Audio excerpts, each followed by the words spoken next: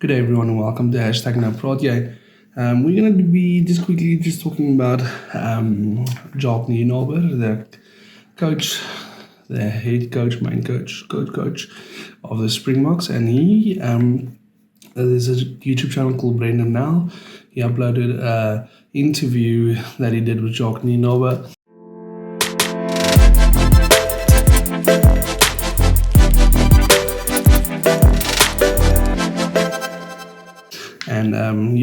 And I just have some points I just want to touch on that I find really interesting, specifically with the squad that's been announced.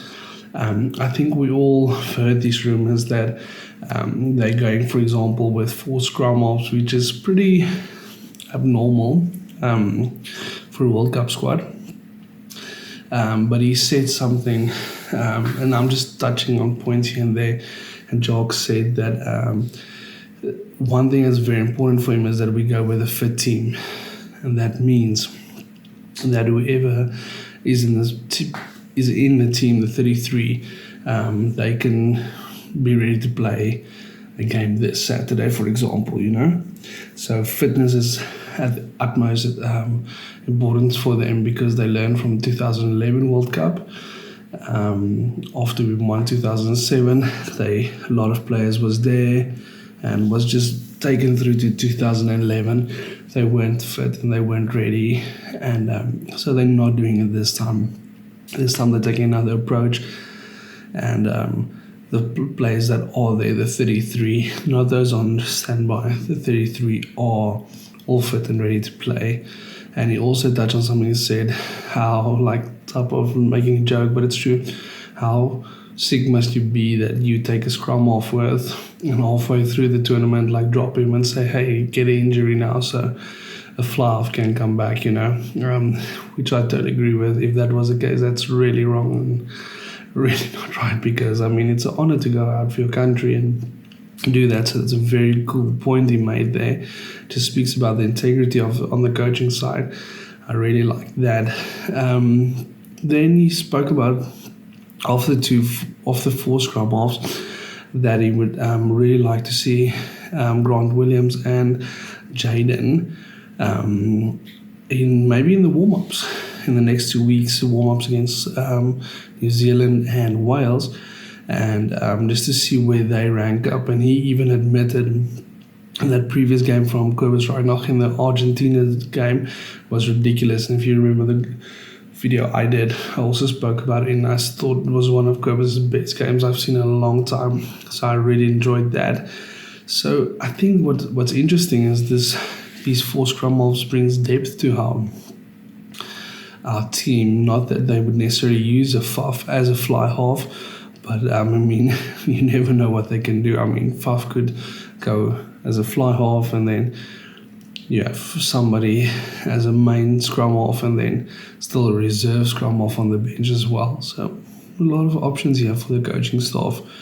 One thing that was interesting as well, so basically they just touched on the 100 ball-out thing, where he also spoke about, and he said, listen, the last couple of games, or let's look at Manie Libbok's track record. Everything he's involved with recently, past couple of years, it's been a success. And I think that is something we have to give it to him. Not that he alone wins the game or this or that, but he's a playmaker. And some of our last couple of games has been scrappy, I'll admit, but we won. We won that one against New Zealand, lost the one against the All Blacks. But we've won a couple of games. He's won the URC. The guy's done some stuff, So I'm excited. I'm really excited to see him take up that role as the main fly half. Because even till in these past couple of games, a lot of us was just like, he's the reserve fly half, So now he's the official fly half, and I personally think that weight has been lifted off him. Let's see what happens, man. Let's support the guy. He's our fly half. If Andre comes back, we would love to see Pollard. But if he comes back, great. If he doesn't, it's still about the team, And then one more thing is, one of the interviewers asked him, what do we do for the New Zealand-Wales warm-up matches? Because do we go all in with all strength and just back out and we want to beat them? Or do we go with like more calm play and not get injuries? Like, what is the balance there? What do you go for? You don't want to lose a game, but you don't want to risk injuries by playing too hard. Which side do you go? And it was actually one of the comments on one of my previous videos that me and somebody else also spoke about this. Like, what do the sides do? South Africa and New Zealand, both teams hate to lose to against each other. And now it's on a neutral venue. Twickenham, if I'm not mistaken.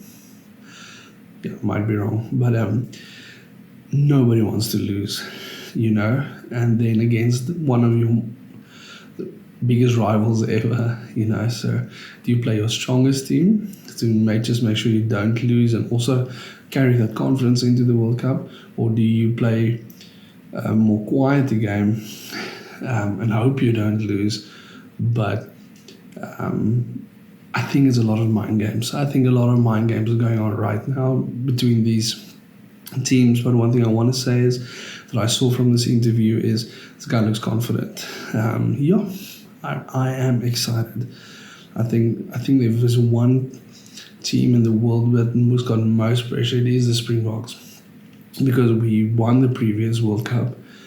So nobody's expecting us to win this one, but yet everyone's talking about us, how we won't win it. And I think, of course, I'm a supporter, so I want to bring it home, but I think a lot of teams are going to be shocked by what's going to happen. Yeah, that's me. Just wanted to talk about that interview with Jacques. I think it was a very positive interview. Thank you, Brendan, now for uploading it, and we can talk about it. Until I see you again, this is Quintis. #NoPraatJy. Remember to subscribe. Bye.